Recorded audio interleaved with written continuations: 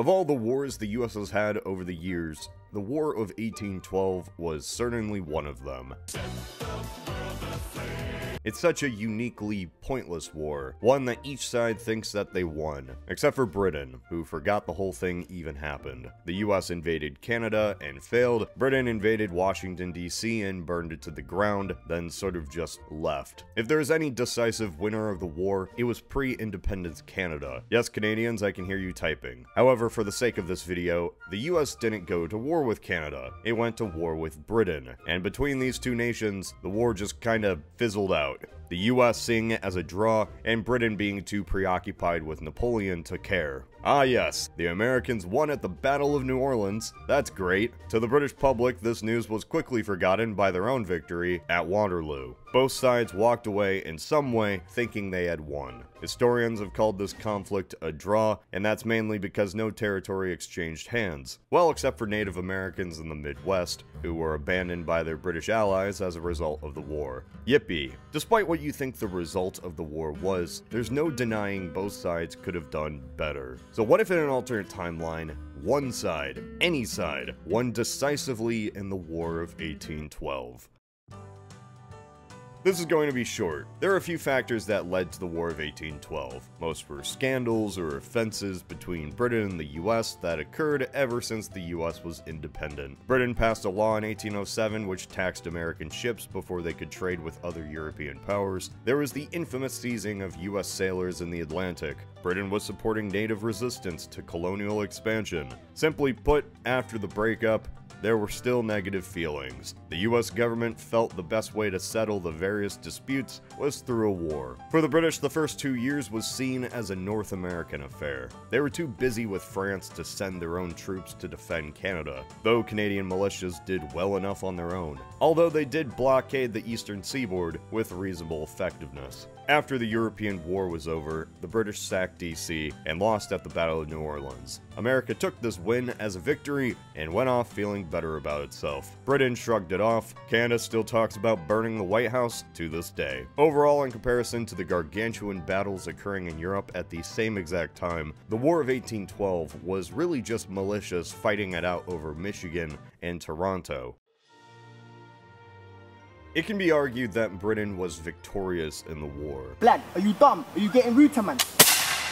Or at least wasn't affected by the conflict at all. The laws Britain installed, which the US used as a basis for war, were already rescinded before the war was even declared, though nobody knew this, of course. Communication was slow. What exactly does it mean then for the British to have an actual decisive victory in the war? They weren't going to take over the United States again. There wasn't even plans to take any territory, despite the narrative on the American side that this was the Second American Revolution. Britain's objective was simply hold the US at bay, or use their navy to squeeze them into submission. A total victory in this alternate timeline is that they effectively win every single engagement with the US. The Battle of Lake Erie ends with Commodore Perry and his fleet either sunk or retreating, leaving the lake in British hands. The Battle of Baltimore results in a British landing, and if there even is a Battle of New Orleans, it ends with a Jackson defeat. While none of these result in land being taken, they do change the mindset Americans have about the war. By the time an alternate peace is called by the British, the Americans would have foreseen 3 years of defeat after defeat. An already unpopular war is not saved at the last minute by a win at New Orleans. The reality that the US went headfirst into a war it wasn't prepared for sets in to the majority of the public. In the end, all the young nation had to show for the conflict was a burnt capital. What was a reinforcement of American ideals in our timeline instead becomes a national embarrassment. Doubt sets in on the entire experiment. Fingers start being pointed. The War of 1812 was declared in Congress by the slimmest margins in US history. You know, back when America did declare war. New England and the North wished not to go to war as their economy relied on trade with Britain, while the southern and rural states wished to expand the US. The biggest critics of the war were the Federalist Party, based mainly from New England, a region already peeved by the political power of the South. The Federalists pushed for denouncing the war, at least until the victory of New Orleans, which was such a propaganda victory, even being against the war in the first place was deemed unpatriotic, even treacherous. and politically, it destroyed the Federalists. In this alternate timeline, the war would be seen as a disaster. Politically, this is a win for the Federalists, riding the "I told you so" train, but this isn't enough to save their already dwindling popularity. They were the party of the elite, industry, and Hamiltonian economics. Not many people, even in New England, really liked them. However, their anti-war sentiment is still shared with the people of the North. The fact that most of the congressmen who voted for the war in the first place were from the South, and the influence the South has in Washington, becomes a popular rallying point in the North. After the Revolution, Britain supported native resistance groups in the Midwest. Leaders like Tecumseh, Little Turtle, or Blue Jacket fought against American colonization in Ohio and Indiana, often by the support of local British forts. It was a goal for Britain to create a native border state in the Great Lakes region, not only as a reward for loyal native tribes, but also as a buffer between British North America and the growing United States. Of course, this never came to be, in part because after the war, Britain stopped encouraging native rebellion to focus on other matters. With such a total victory, however, the British could force the US to recognize the Midwest as native land. Who's to say how long this would last, but for a few decades, it may keep Americans at bay. Leaders like Tecumseh would not die after being beaten back, yet instead may live to an old age as one of the largest political figures on the continent. Such a situation leads to a terrible relationship between Canada and the US. Expanding west was literally one of the main reasons for the American Revolution, and even in independence, the young nation by force would be prevented from expanding. Over decades, the US would be successful in conquering the Midwest. Expansion is seen less as settlers simply moving west, and instead what it really was, a military conquest of another people. There is no era of good feelings. Instead, the US is in a constant struggle with its neighbors, hindering expansion and making the Ohio River one of the most dangerous borders in the New World. With a successful native state established, Tecumseh would have the political backing of the British to encourage more revolts east of the Mississippi. Perhaps had the war gone differently, the Creek War could have ended better for the natives of Georgia and Alabama, keeping the Americans at bay. That would mean that General Andrew Jackson would not succeed during the Creek War or the Battle of New Orleans. He never gains national prestige to ride to the presidency. Not only does this alternate US have to deal with a British native alliance in the Midwest, but also doesn't have Jackson in office to illegally expel the tribes of the southern United States. With no Jackson in office, such an event like the Trail of Tears doesn't occur. The Trail of Tears was controversial even in its time. Solely, it was the will of Jackson, who even defied a court order to expel thousands west of the Mississippi. The US without Jackson is a scenario entirely in itself, but the scenario is already as long as it is, so let's move on. In summary, a total British victory in the War of 1812 is a demoralizing event for the young US. Had they pressed the issue, a native border state could have been created in the Great Lakes, perhaps preventing entirely northern industrial states from ever existing. That in itself changes the entire balance of the slave issue in the US, making the majority of states that do join the Union primarily in the South. But in realistic terms, Americans simply outpopulated both Canada and the natives,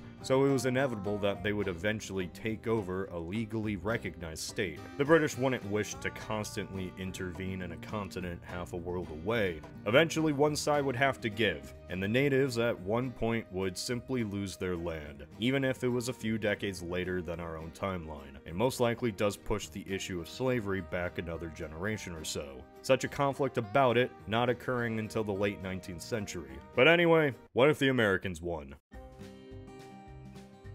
Considering the demands the US had before the war were met once war was declared, and the war still continued on, we all know what would be the result of a total American victory. Canada, or British North America, is annexed by the United States. The United States actually winning the war, as in conquering Canada, is incredibly unlikely. It'd require the US to not only take the cities of York and Montreal, but also hold off any actual British reinforcements sailing down the St. Lawrence River.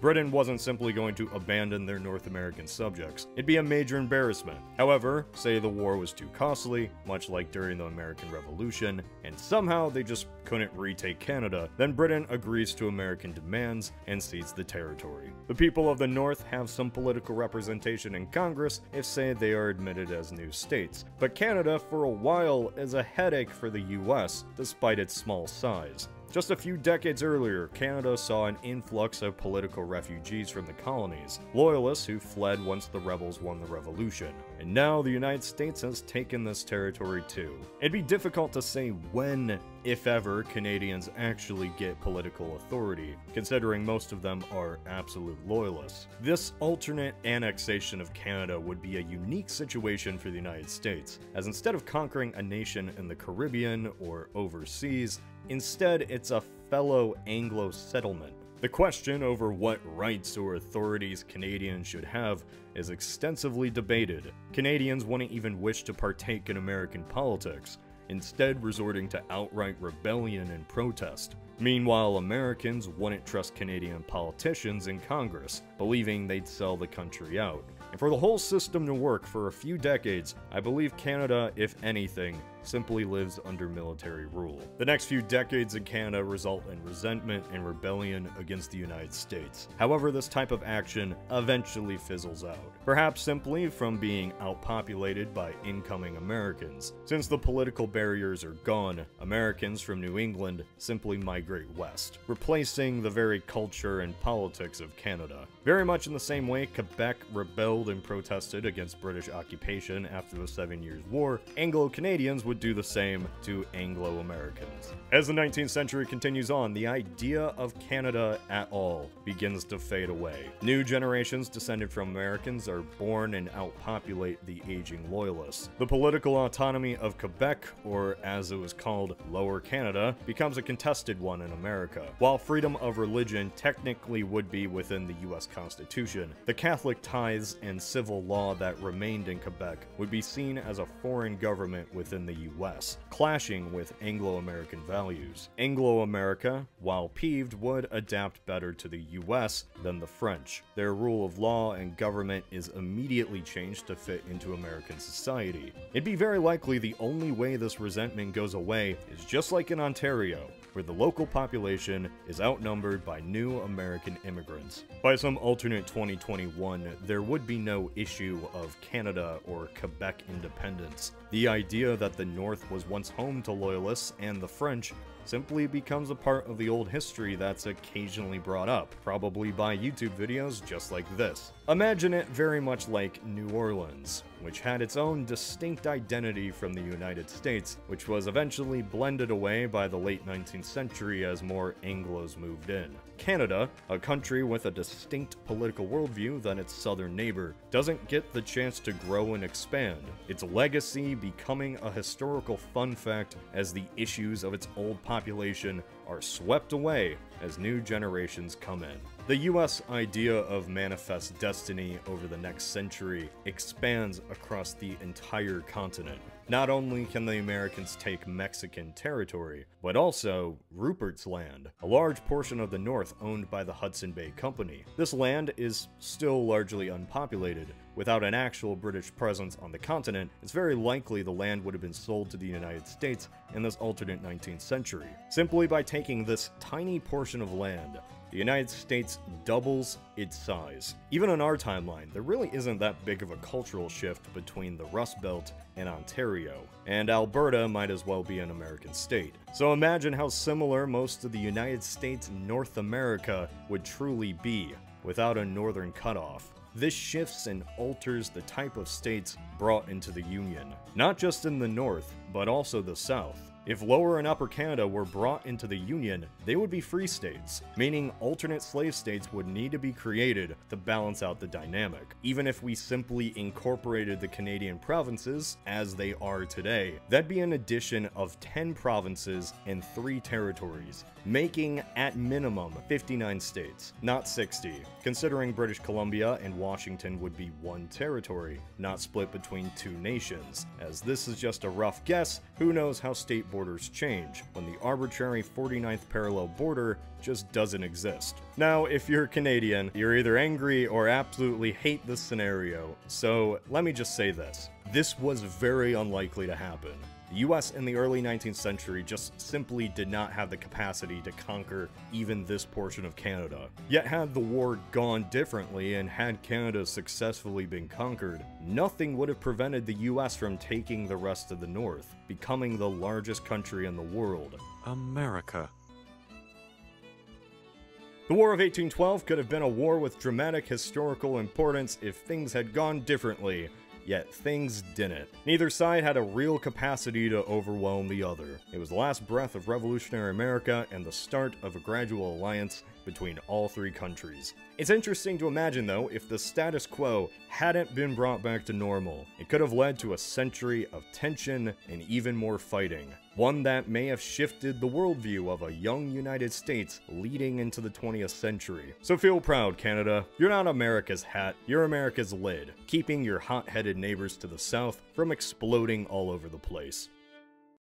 Often when talking about historical events, these people seem long off and distant. Even events 200 years ago just have a fog where we can't relate at all. Well, these people lived, had kids, and died. And their descendants live today, most probably never knowing the events their ancestors lived through. But there is a way to uncover the past. This episode was sponsored by Ancestry. I've been doing an exploration of my family's history lately, and have been using Ancestry to do it. Through Ancestry records, I was able to build my family tree to discover new branches or links I've never known before. Thanks to a DNA test, I knew the area of where my ancestors came from, but I wanted to take it a step further. Using Ancestry, I discovered my 6 times great-grandfather on my mother's side, a man named, and this is not a joke, Solomon Caldron. Solomon served in the War of 1812 as a private in Pennsylvania. Thanks to records from Ancestry, I uncovered that he served at Camp DuPont in November 1814, a camp organized of militia and regulars created on the shores of the Delaware River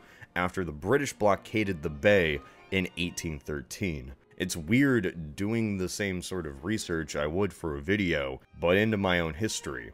If you want to do this for yourself, research the history of yourself, you can get started by going to ancestry.com/althistory and start a free trial to explore your family history today. Using Ancestry, you can see how far or little your family has traveled over the centuries, or even find out you had a grandpa with the name Solomon Caldron. I'm sorry, that sounds like a fake 19th century name you'd see in a teen romance book. Go to ancestry.com/althistory and start a free trial to start exploring your family history today.